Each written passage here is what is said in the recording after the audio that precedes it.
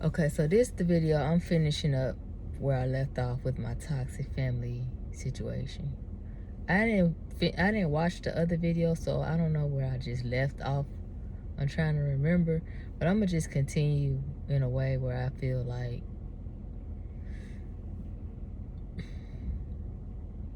is a good continuation, so I can just wrap it on up.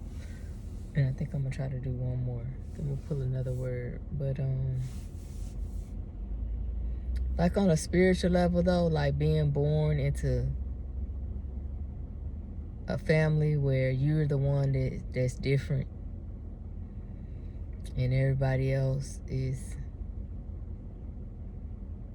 so-called normal, or yeah, and then being the crazy one, you know, all that shit, all that, being isolated, being treated different,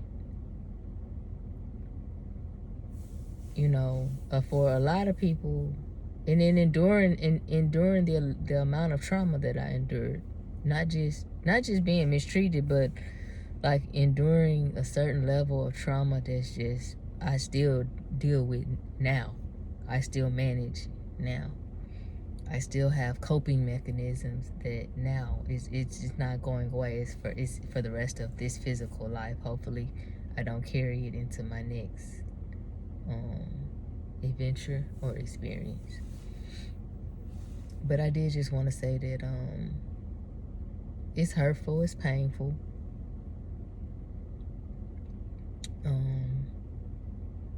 I would like to be close to my sisters. I miss them. I would like to be close to my mother. I miss her.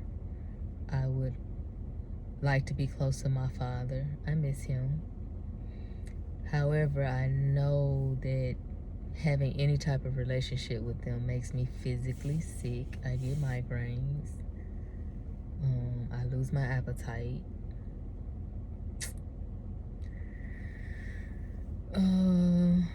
I have a total chemical reaction around these people. Family functions are not an option.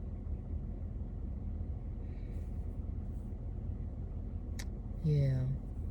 My aunts, my uncles on my mom's side, that is not an option. I did want to mention that I was like close to my aunt, my mom's baby sister, also the baby of the family, for, you know, for the most part, for a nice period of time. I would say I've always felt close to her, but I learned that even she is very toxic. You know, I had confided in her, and she had also confided in me. And what made me really realize, you know, how toxic she is and was that everything she had confided in me in, with the things she was going through in her life, I didn't repeat to nobody. Nor did I do what she did. I did not take that information and because I know how nosy my family is, I know that I could have used that information as an icebreaker to get back into some quote unquote good graces with maybe my mom or my uncles or my sisters, because that's how toxic they are. They would like to talk about her and use her pain as entertainment. And so as long as I was feeding them that, then I would be in their good graces. So I would not use her experiences that were really hurting her to my advantage to gain entrance into the toxic gateway. I wouldn't do that, but she was doing that to me. She was doing that to me. And that's how I found out that I gotta let her go too. And that hurt. So she was talking to one aunt that's an aunt by marriage, and then that aunt, who is toxic as she is and wants to be for some reason, I don't know what the fuck her problem is, but you almost 60 years old, you should have left it there. You should have left it there in your brain or in your journal or wherever you needed to leave it, but you did not have to go repeat it. You did not have to go repeat it, but that's what toxic people do. So my aunt took my pain, my experiences, my information that I confided with her in, and used it to gain entrance back into a toxic relationship with my mother. Did it work? I don't know, because I'm not in the mix, so I don't know. Maybe for a little while, but then everybody still returns to who they naturally are. If you're a jealous person, if you're elusive, if you're mean or evil or envious, like, yeah, the gate will be open soon because you're being fed, but as soon as you know that person know, so by me cutting her off, she no longer had the juice to keep feeding, so then things return back to normal. And when I removed myself from the family dynamic, no one knew where I was. I didn't talk to anybody. No one could have access to me. That angered them.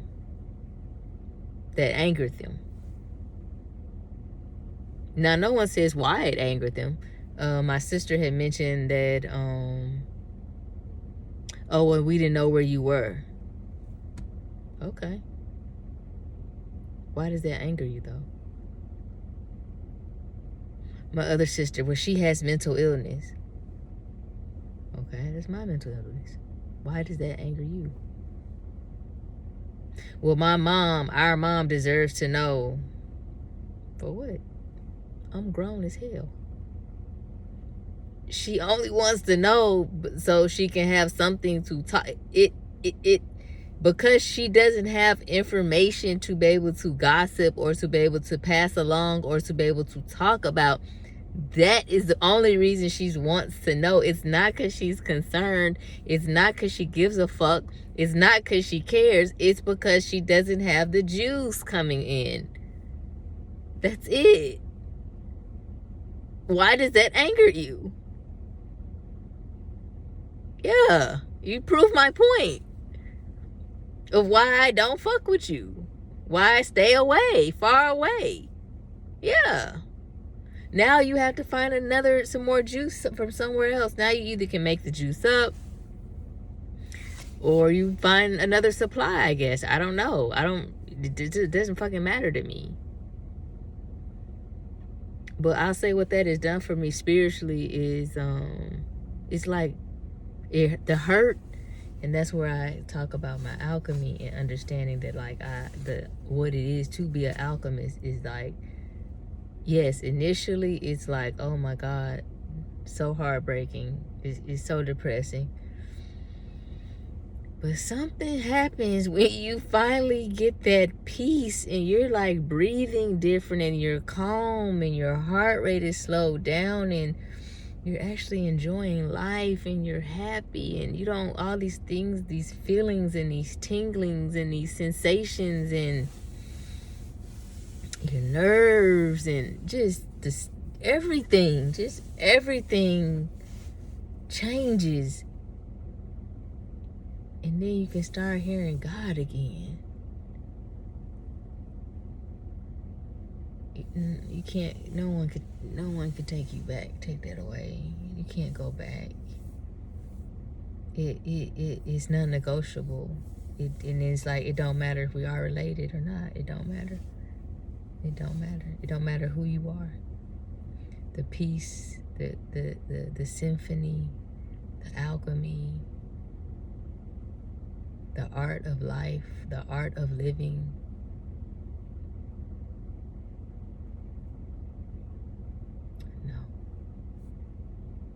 No, thank you. I could never go back. I could be cordial. I could be friendly. But I could never allow access. I could never be fake. I could never allow the projections that were projected onto me to penetrate. So I'm shielded up. I'm armored up. So, like, spiritual warrior for real. It doesn't work. None of that shit will work.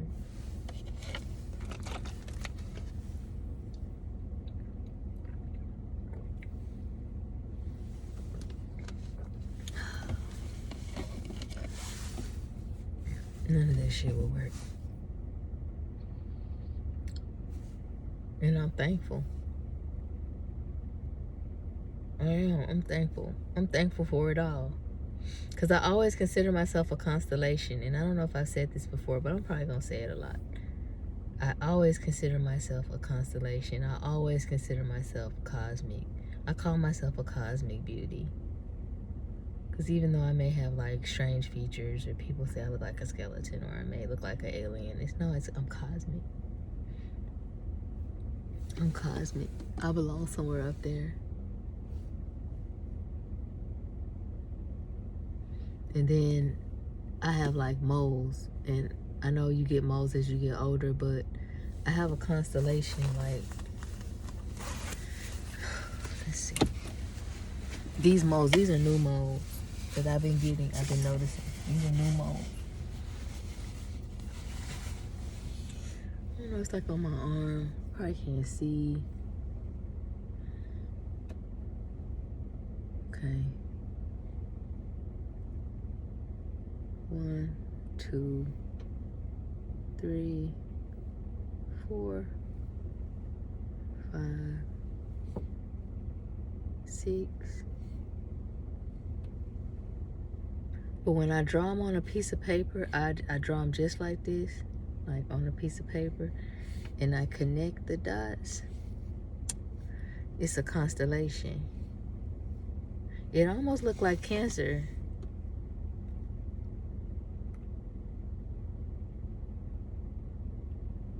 So I feel like with each leveling up, I get another star on my body. And y'all, we call them moles. So that was like a major test I passed. Getting through that pain. Knowing that, so like that was like a part of me going back to Memphis. I went to Arizona. That was my time in the desert, metaphorically. And I burnt away some shit. I restored some energy too, because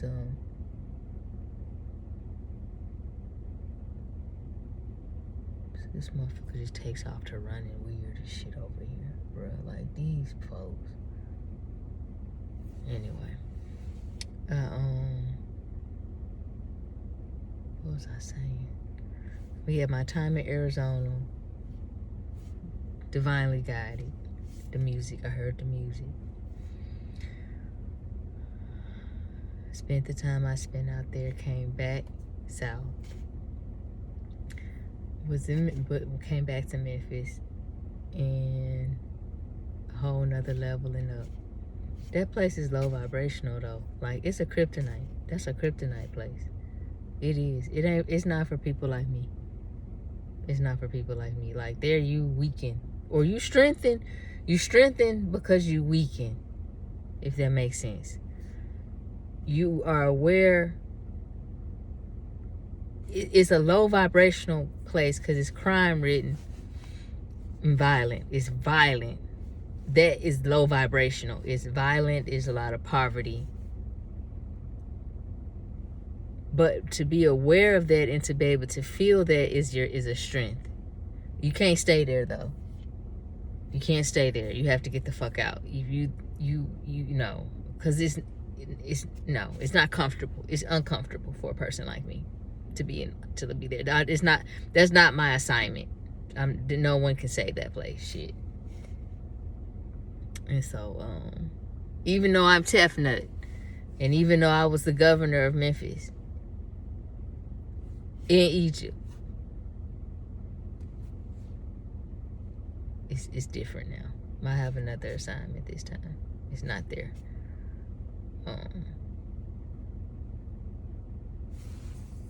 The city of the dead. Shit, just let them motherfuckers be.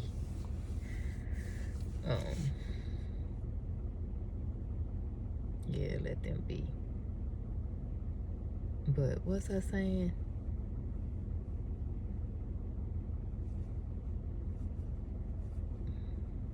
Okay, yeah. So going back there and facing, that's what I did. Okay, so like one thing I learned about bro, I'm getting distracted because this nigga here,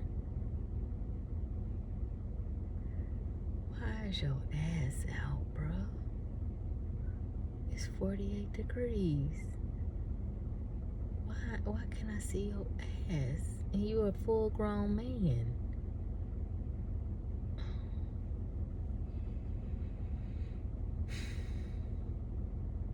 We're in trouble. The people are in trouble. The people are. You can sag a little bit. There's like grown man low. You know, it's like your waist. You might want to hit. I give you 2 inches. I give you 2 inches below the waist, but before your crack of your ass. So that's just gonna be based on how you shaped as an individual man. 2 inches below the waist, but don't hit the crack of your ass. And please, by all means, we don't want to see your ass. Ass, a cheek. Stanky. Anyway, what I learned in Arizona, because when we first moved to Arizona, I was in a homeless shelter, but it was also a rehabilitation program. And so I went to some of the therapy sessions there, and with women who were going through rehab, and most of them had their children taken from them, and they were going through this program. They were either meth addicts, crackheads. My roommate was actually addicted to her what does she call it? DOC, drug of choice. Her DOC, yeah. Her DOC was weed, which I'm like, damn, how the fuck you? Anyway, but that was hers. But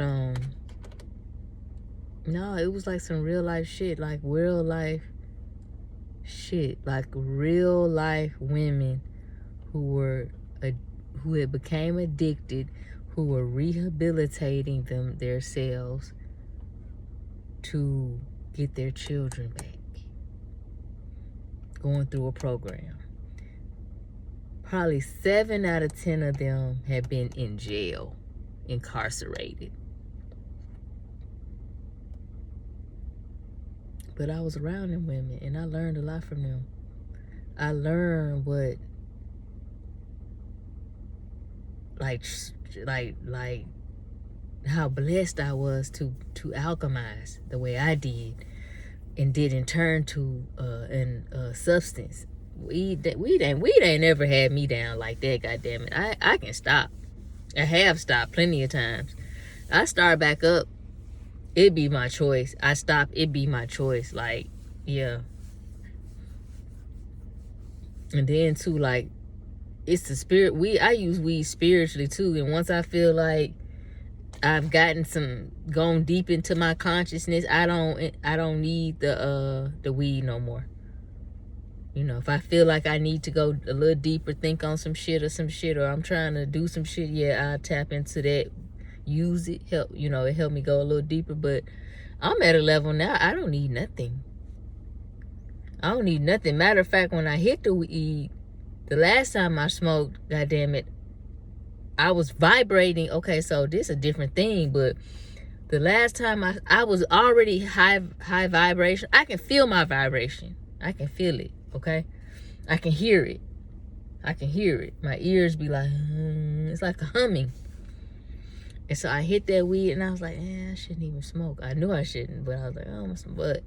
Anyway, homeboy came through with some gelato. I was like, shit, I hit that shit. I became so overwhelmed, and I was so high that I turned the TV. I thought Zaire was watching TV. I was sitting on the couch, and I was like, dang, she can't hear the TV. I thought I was turning it up for her. I put that motherfucker on mute. But I swear on the creator, on my heart, on my creator, that I still heard that shit loud as day. And the only reason I clicked back into reality, because Zaire was just looking at me like, I'm like, damn, what? She's like, I can't hear. I'm like, what you mean you can't hear? That shit loud as hell. I look up, this shit is on mute. But I'm hearing it.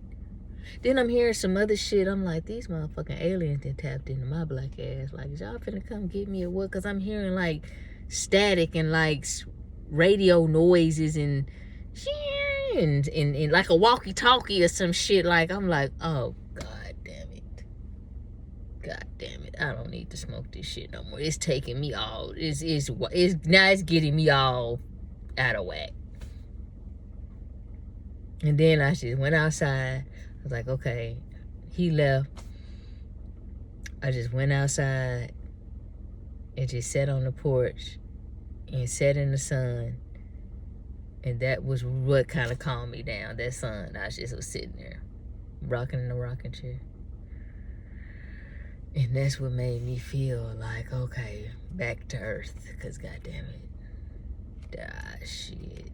That was like some mushrooms or some shit. It was just some weed. I was like, bro, what the fuck is that? What was in that? Then I thought it was like it was some like fentanyl or something, because you have to watch the weed and shit nowadays. He's like, nah. Anyway. But being in the rehabilitation with the ladies, it just taught me so much about myself and so much about trauma and things like that, and the cycle of it, and you know how most of these ladies grew up around addicts and they just became addicts and blah blah blah blah blah. And some of them were successful in getting their children back. Some of them relapsed, which was so disheartening, because it's like, oh, you got 2 more weeks, you done with the program, your ass coming here hiding a motherfucker. Just like that. And some of them ladies, they had to put out the program, because it's like, well, it's somebody else waiting to take your spot that we have to give them a chance. So they put them back out. They back out to the streets.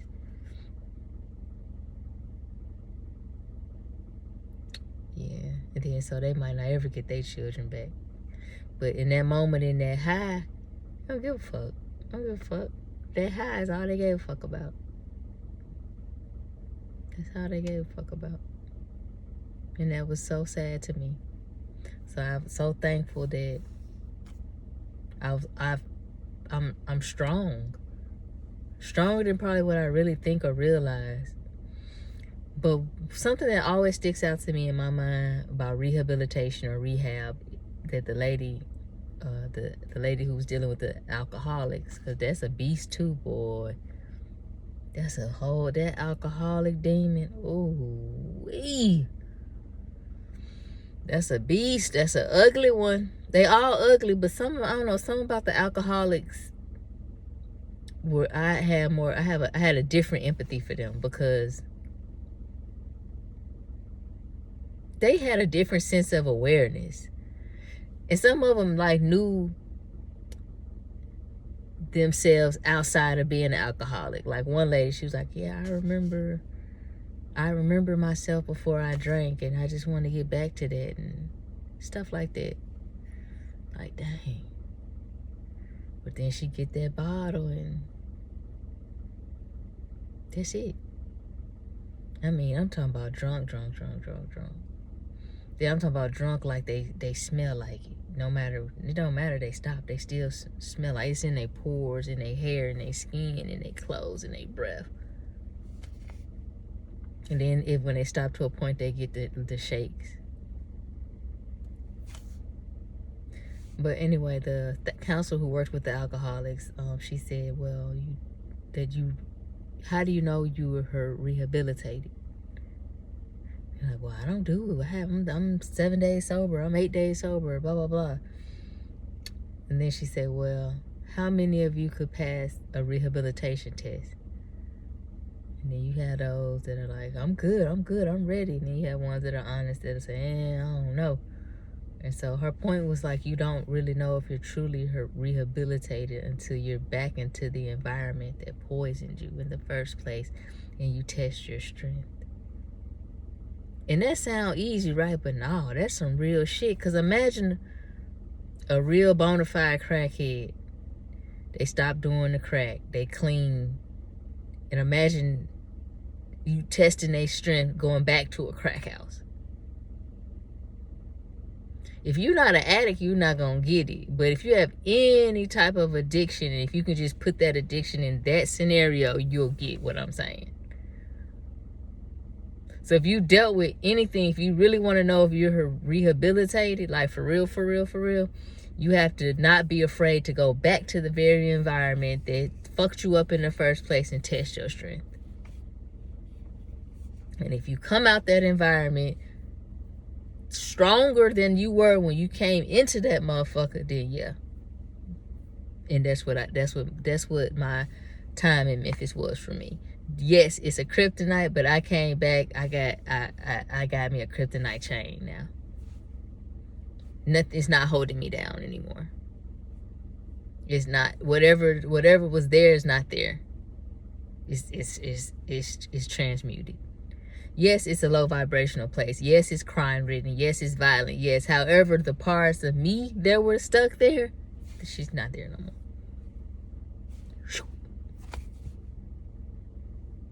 And so now I'm here. I'm in North Carolina, beautiful North Carolina. Beautiful North Carolina. Trying to get Tay out of high school. And so I think I'm going to wrap up this toxic family thing. I may have talked about a few other things off topic, but the takeaway, what I would like for y'all to take away is that if you are someone that is aware that you come from or you were born into a dynamic that you feel is toxic for you as an individual, and you have your reasons why, I would say just find, and if it makes you unhappy, and you know it's not a good feeling amongst these people, I would just say find the strength, find the courage, find the space to heal from that.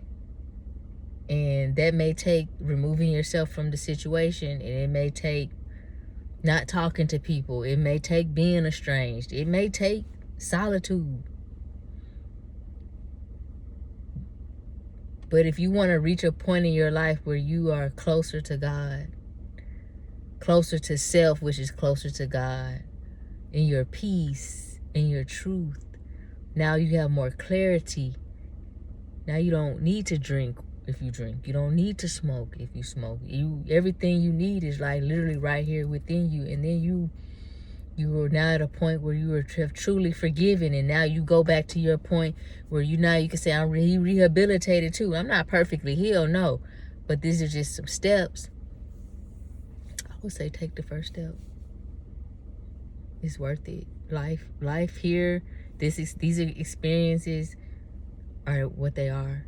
And to be born into a dynamic that like stunts your growth, I mean, from the jump, I don't feel like there's nothing worse than having a bad mom and then no one to protect you from that mom. Because you could have a bad mom and then grandma come in, or you could have a bad mom and dad come in, or auntie come in. But nah, if you just got a fucked up mom, that hurt different. That hurts different. And then you spend like a lot of your life trying to figure shit out and fix shit and come back to yourself. So I feel like you have wasted time. I got a video on that too, but don't look at it like that. Don't look at it like that. Just do what the fuck you need to do. To don't waste no more time. Do what the fuck you need to do to live who you, authentically and unapologetically you, if it's from a pure heart space. That's one thing about I don't know if I'm supposed to say this or not, but I think it's our Delta, it's our prayer. Like my sorority, Delta Sigma Theta. Is it our prayer? I think it is our prayer, but the one line that has always stuck out to me and it has carried me a long way is a pure heart. There's a line, but the two most important things I took away from that prayer was a pure heart and open mind. Pure heart and open mind. I feel like that's all you need with them two things, and together, working together. Pure heart, open mind, working together. They working together. I feel like anything that get in the way of that, you don't have room. You don't have room, space, or time for it. But that's individually up to you what that is. Like, I know what it is for me. I don't know what it is for anybody else. I know that when I come into contact with people who align with those, it's very few. I mean, very few. I mean, very fucking few. But I do know when I do meet or come into contact with people, it's a connection. It's not, I'm not talking about physical, romantic, or sexual. It's just a connection of like, I see you. We might not ever be best friends or no shit like that. It's like, I see you, I feel you. Pure heart, open mind. There's just so much in it.